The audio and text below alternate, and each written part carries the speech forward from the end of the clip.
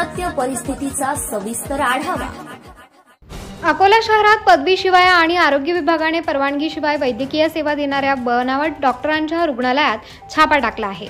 पुराणा शहर पोलीस ठाण्यातील वैद्यकीय अधिकाऱ्यांच्या तक्रारीवरून रुग्णालयातून मोठ्या प्रमाणात औषधे आणि उपकरणे जप्त करण्यात आली आहेत आणि आरोपींविरुद्ध विविध कलमांखाली गुन्हा दाखल करण्यात आलाय। आरोग्य विभागाने 18 जून रोजी मोहीम राबवून अकोला शहरात औषधांच्या नावाखाली फसवणूक करणाऱ्या एका ढोंगी डॉक्टरांचा पर्दाफाश केला।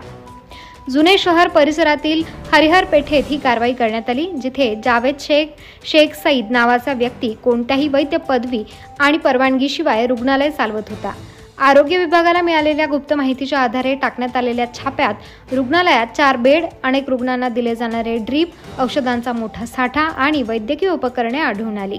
तपासात हे रुग्णालय मुंबई नर्सिंग होम कायदा 1949 अंतर्गत नोंदणीकृत नसल्याचे स्पष्ट झाले। शेख जावेद अनेक वर्षांपासून येथे डॉक्टर असल्याचे सांगून प्रॅक्टिस करत होता आणि लोकांची फसवणूक करत होता। Subscribe now and press the bell icon. Never miss an update.